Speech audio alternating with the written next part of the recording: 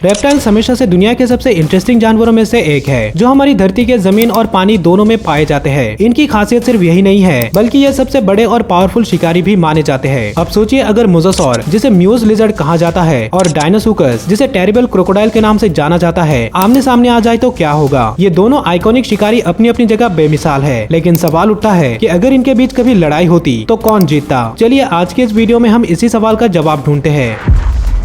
Mosasaur तकरीबन 70 से 66 million साल पहले क्रिटेशियस पीरियड में जिंदा था। उस समय जमीन का बड़ा हिस्सा गर्म पानी से कवर था, जहां यह विशाल समुद्री शिकारी आराम से रहता और शिकार करता था। ये कॉन्टिनेंट शिफ्ट हो रहे थे और बड़े बड़े समुद्र बन रहे थे, जो मोसासौर के शिकार करने के लिए परफेक्ट जगह थी। लेकिन मोसासौर के साइज को लेकर वैज्ञानिकों के बीच काफी बहस है। कुछ लोग मानते हैं कि ये 14 मीटर यानी 45 फीट तक लंबा और 15.7 टन वजनी था, लेकिन इस आंकड़े पर पूरी तरह से भरोसा नहीं किया जा सकता। ज्यादा एक्यूरेट रिसर्च बताती है कि इसका साइज 11 से 13 मीटर यानी 36 से 42 फीट के बीच था और वजन करीब 10.3 टन था। चाहे इसका असली साइज कुछ भी हो, इसमें कोई शक नहीं कि यह अपनी फैमिली का सबसे बड़ा और खतरनाक शिकारी था। अगर हम मोसासौरस के स्ट्रक्चर को देखें तो तुरंत समझ आता है कि यह लिजर्ड जैसे जानवरों के ज्यादा करीब था, न कि मगरमच्छ और सांप के। इसके अनोखे स्ट्रक्चर की वजह से यह बड़ा होने के बावजूद भी एक तेज और फुर्तीला शिकारी था। मोसासौरस की लंबी और चपटी बॉडी और उसकी ताकतवर पूंछ उसे पानी में तेजी से मूव करने में मदद करती थी। इसके छोटे फ्लिपर्स जो पैडल की तरह थे, प्रपल्शन और स्टीयरिंग में मदद करते थे, जिससे यह पानी में तकरीबन 48 किलोमीटर प्रति घंटा की रफ्तार से तैर सकता था। इसकी यह खासियत इसे एक बेहतरीन शिकारी बनाती थी, जो छिपकर और पीछा करके दोनों तरीकों से शिकार को पकड़ लेता था। पानी में इसकी फुर्ती और तेजी से बच पाना मुश्किल था। मोसासौर एक ताकतवर शिकारी था, जो अपने बड़े और मजबूत जबड़ों पर निर्भर करता था। लेकिन क्या इसका बाइट फोर्स इतना पावरफुल था कि यह आसानी से अपने शिकार को काबू कर सके? इस बारे में अभी तक कोई स्टडी नहीं हुई है जो साफ साफ बताए कि इसका बाइट फोर्स कितना ताकतवर था। हालांकि हमें पता है कि इसका बाइट इतना तो मजबूत था कि यह ओमोनाइट के शेल्स को तोड़ सके, मगर ये कोई बड़ी बात नहीं मानी जाती। इसका असली बाइट फोर्स कितना था, ये सिर्फ अंदाजा ही लगाया जा सकता है। इसके साइज और स्कल को देखकर ये कहा जा सकता है कि इसका bite force modern salt water crocodile से भी ज्यादा हो सकता था, लेकिन फिर भी हमारे पास कोई ठोस सबूत नहीं है। मोसासौरस के दांत बड़े और धारदार थे, जो शिकार की स्किन को काटने में परफेक्ट थे, और इसके ऊपर के जबड़े में दांतों का एक और सेट था, जो इसे एक खतरनाक शिकारी बनाते थे। ये मछलियों से लेकर हार्ड शेल वाले कछुए का शिकार बड़ी ही आसानी से कर लेता था, चाहे इसका बाइट फोर्स कितना भी हो। इसके बड़े दांत और जबड़े इसे शिकार करने में चैंपियन बनाते थे। अगर हम मोसासौरस के एक रिलेटिव प्रोग्नाथोडन को देखें तो पता चलता है कि इसका बाइट फोर्स लगभग 11,000 psi तक था, जो ओमोनाइट के शेल्स को तोड़ने के लिए काफी था। अगर प्रोग्नाथोडन इतना ताकतवर था तो मोसासौरस का बाइट फोर्स भी कम से कम सॉल्ट वाटर क्रोकोडाइल से 2 गुना ज्यादा होता, यानी करीब 12 से 13,000 psi। अगर ऐसा था तो मोसासौरस अपने जबड़ों की ताकत से बड़े बड़े शिकार को आसानी से काबू कर सकता था। लेकिन इसके बाइट फोर्स से ज्यादा अहम बात यह है कि मोसासौरस की इंटेलिजेंस को समझना मुश्किल है, क्योंकि यह आज के जानवरों से बहुत अलग था। लेकिन मोसासौरस उतना इंटेलिजेंट शिकारी नहीं था। 1995 की एक स्टडी के मुताबिक इसकी बॉडी तो प्रोग्नाथोडन से 2 गुना बड़ी थी, मगर इसका दिमाग साइज में आधा था और इसकी सूंघने की शक्ति भी कमजोर थी। फिर भी इसने अपनी शानदार नजर से इस कमी को पूरा कर लिया, जिसका सबूत इसके स्कल पर मौजूद बड़े बड़े आई ऑर्बिटल से मिलता है। मोसासौर उस जमाने के समुद्र के टॉप प्रेडेटर थे, लेकिन उनका सबसे बड़ा कंपटीशन खुद दूसरे मोसासौर ही थे। फॉसिल में मिले दांतों के निशान बताते हैं कि मोसासौरस के बीच अक्सर लड़ाइयाँ होती थी। कुछ फॉसिल में हीलिंग के साइन भी मिले हैं, जिससे पता चलता है कि ये फाइट्स जानलेवा नहीं होती थी और ये बड़े घावों को भी सहन कर लेते थे। इससे ये साबित होता है कि मोसासौर ना सिर्फ अपने जैसे खतरनाक ओपोनेंट से निपटने में माहिर थे, बल्कि छोटे और तेज शिकार को पकड़ने में भी सक्षम थे। उनकी डाइट में मरीन टर्टल्स का एक बड़ा हिस्सा था, लेकिन शार्क, स्क्विड और छोटी मछलियां भी इनके शिकार में शामिल थी।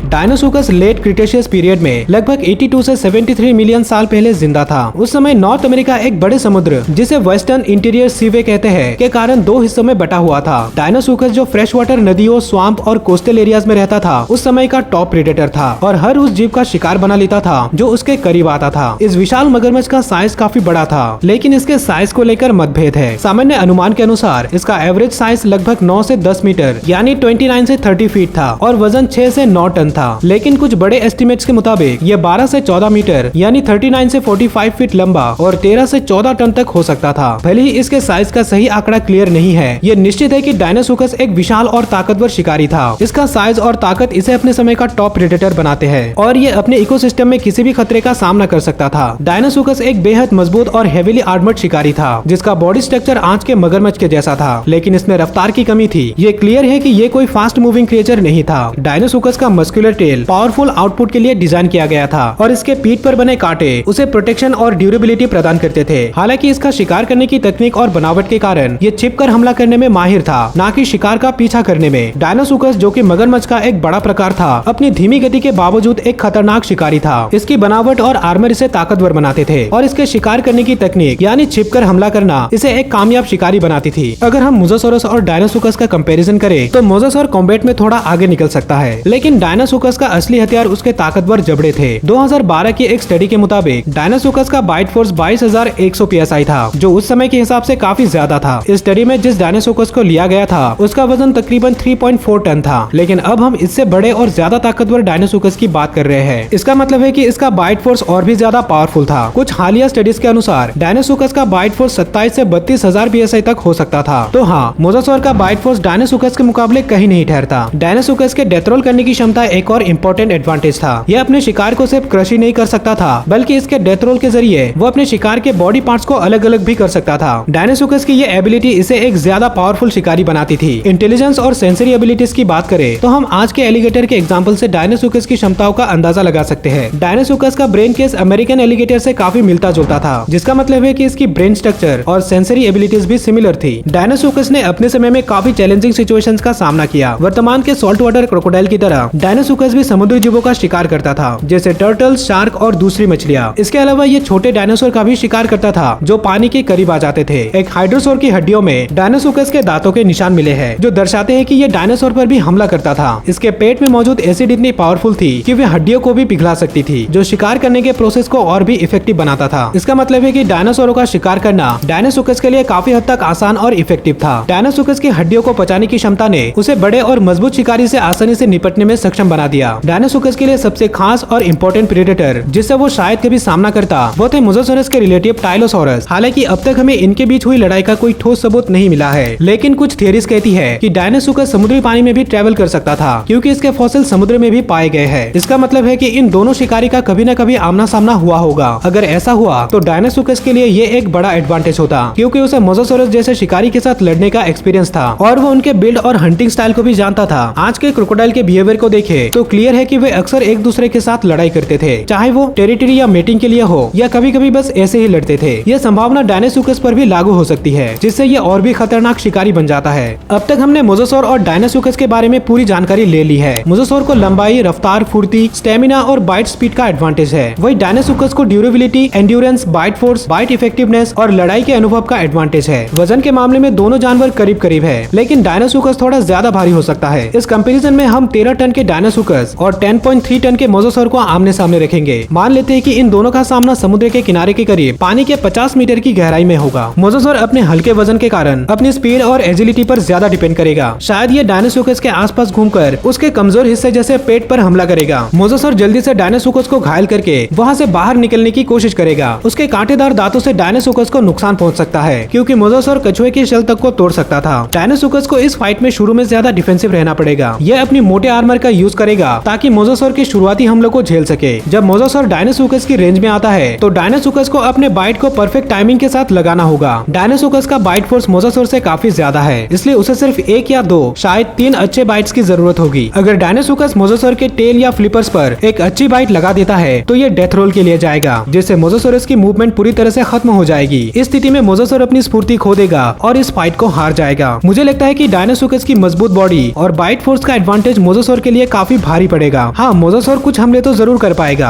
लेकिन उसके पास ये एबिलिटी नहीं होगी कि वो डायनासोरस को रोक पाए, और तब तक डायनासोरस अपना काम कर चुका होगा। अगर हम मॉडर्न क्रोकोडाइल को देखें, जो काफी इंजरीज के बाद भी सर्वाइव कर लेते हैं, आज के मगरमच्छ तो अपनी टांग, पूंछ और जबड़ों का एक हिस्सा खोकर भी जिंदा रह सकते हैं, तो डायनासोरस भी ऐसे सर्वाइव करने में माहिर होगा। हालांकि मोसासॉरस भी काफी टफ था, मगर ऐसे इंजरीज के साथ उसका सर्वाइव करना इतना आसान नहीं होगा।